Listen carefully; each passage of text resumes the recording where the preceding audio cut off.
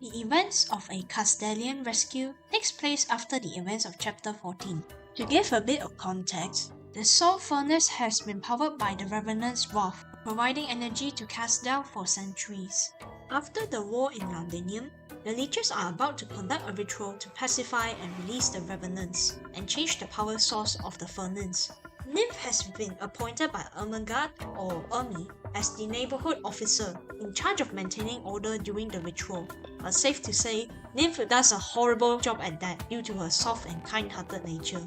While all this is happening, Fremont is trying to conduct the ritual, but the Revenants aren't cooperative.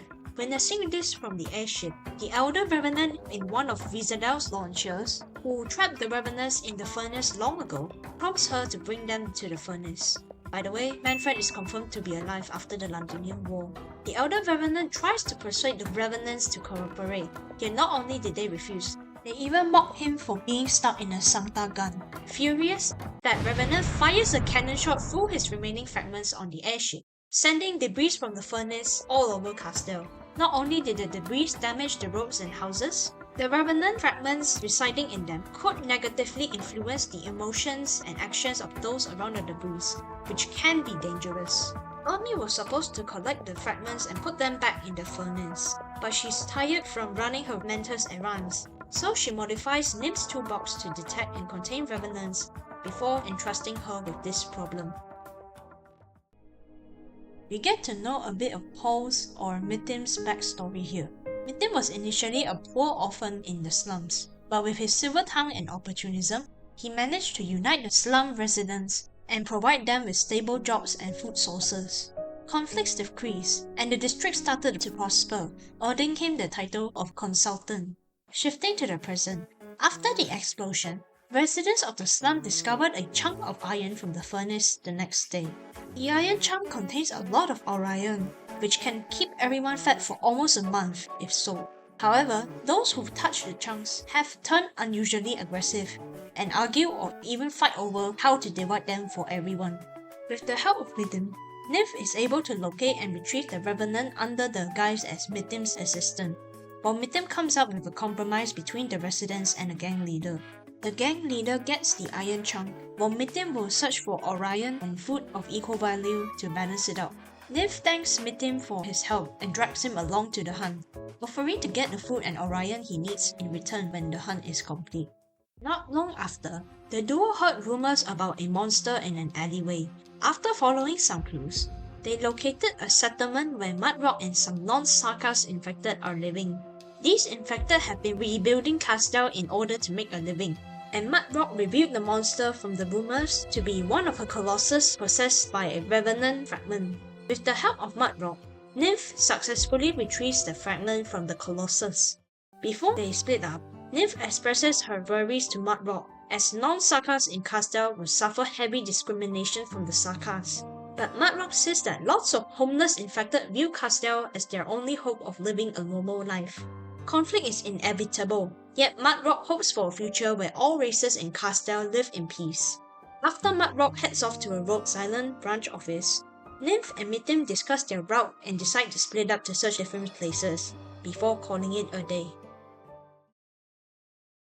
The day after, Nymph is strolling around the streets when she meets Crowny, an elegantly dressed sarkaz selling souvenirs, which is odd, considering most people in Kazdel are poorly dressed and could barely feed themselves.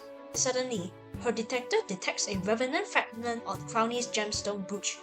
Nymph quickly rushes to Crowny and requests to buy her brooch, but the latter refuses, and quickly rushes to somewhere else. Believing that Crowny is heavily influenced by the Revenant, Nymph chases Crowny until they're outside of Kazdel. Turns out, Crowny's just there to meet Mostima to claim her delivery of expensive fabrics. While Crowny checks on her goods, Mostima has a little chat with Nymph about that sarkaz past and Kazdel's future. At one point, she worked as an underpaid assistant for a popular fashion brand in Ursus, before becoming obsessed with fashion. Also, more traders have started to trade in Kazdel, and with Rhodes Island helping out in the city's diplomatic relations, Kazdel might actually become a tourist spot one day. Anyways, after Crowny's done checking her goods, she invites Nymph back to her home in Kazdel. Nymph is surprised that her house is barely furnished. Crowny lets Nymph try out an unfinished dress made for herself. It was based off a heavily damaged designer manuscript, most likely left behind by Teresa. Crowny then shares more about her past. She always wanted to live a different lifestyle from others, but she failed to gain people's attention through her unconventional behaviors, and was eventually banished from Kazdel. It was this manuscript that ignited her passion and talent for clothes design while she was working as an assistant. Crowny then gives Nymph the brooch, as she found it unfitting with the dress. Only then did Nymph realize that Crowny was never affected by the revenant. After leaving Crowny's house, Nymph decides to slack off and visit Kalijah for tea time, who's better known as the Northwind Witch in IS4.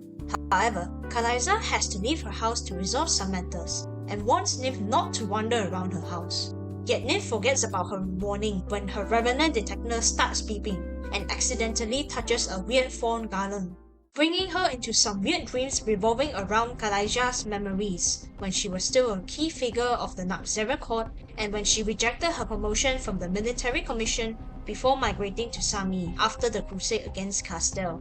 Eventually, she stumbles upon Nezalem, the Naxxraria king. Unlike other figures in Kalijah's memories, the Nezalem here is able to hold a normal conversation with Nymph.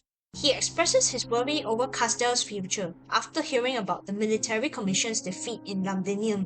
Nymph then switches the subject and talks about agriculture and her favorite foods, to which Nezalem attentively listens. But this was quickly interrupted when Kalijah returns. Kalijah then explains what those dreams were. In case you don't know, Naxxrarians survive and thrive off war, yet there are some Naxxrarians like Kalijah that wish to distance themselves from war itself. Eventually, the body of these Naxxrarians will become weaker and will suffer constant physical pain. Those dreams were Kalijah's memories to help Naxxrarians cope after leaving war, albeit unstable.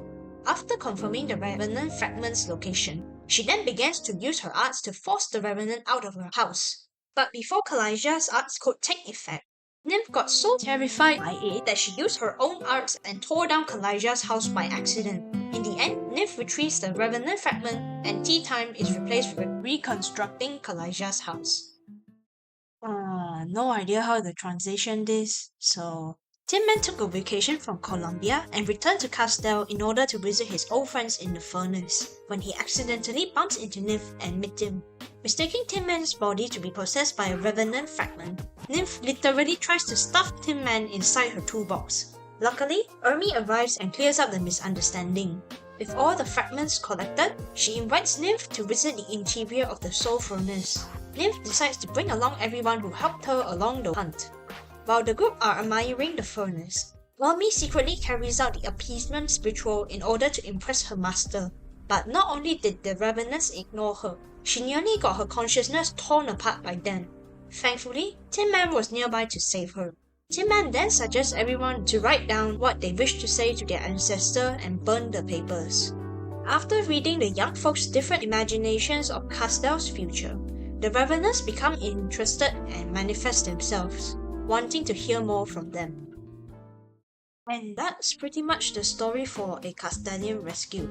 This story collection serves as a prologue to IS5 or Sarkaz Site Fables. If you're a more sophisticated person, I'm planning to make a video explaining all the endings in IS5 when it releases, which will include both endings in expansion 1 and 2. But just a disclaimer, that video might take some time to make, since I only know the vague concept of IS5 lore, and my days are numbered.